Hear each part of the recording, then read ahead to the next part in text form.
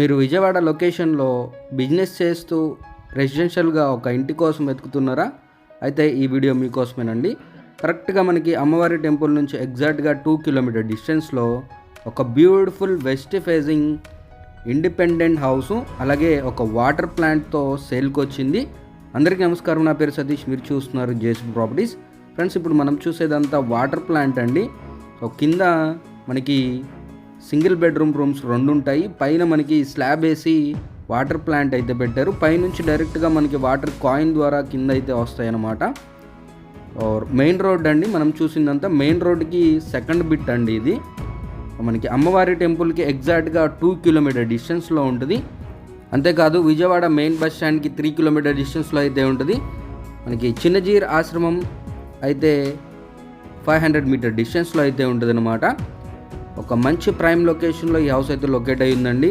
కింద గ్రౌండ్ ఫ్లోర్లో మనకి కార్ పార్కింగ్కి స్పేస్ వదిలిపెట్టి 2 రూమ్స్ అయితే కనుక్కున్నారు. సింగిల్ బెడ్రూమ్ హౌసెస్ చూడొచ్చు. 2 పోర్షన్స్ ఉంటాయి. మీకు మోడల్గా ఒక రూమ్ అయితే చూపిస్తాను, అలాగే 2వ పోర్షన్ కూడా ఉంటుంది.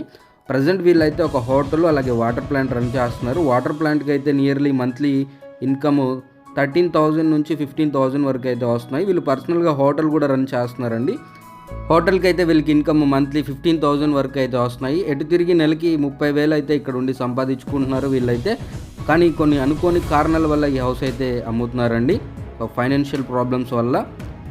ఇప్పుడు మనం చూసేది ఒక రూమ్ అనమాట. సేమ్ ఇలాగే పక్కన కూడా ఉంటుందండి. మొత్తంగా మనకి 107 గజాల్లో ఈ హౌస్ అయితే కన్స్ట్రక్షన్ చేయడం జరిగింది. చూడవచ్చు, ఒక టాయిలెట్, ఒక బెడ్రూము, కిచెన్ కూడా ఇచ్చారు. సో కావాలంటే రెంట్స్ కూడా ఉపయోగించుకోవచ్చు అండి. మంచి లొకేషను. ఇంటి ముందు 25 ఫీట్ రోడ్డు కూడా ఉంది.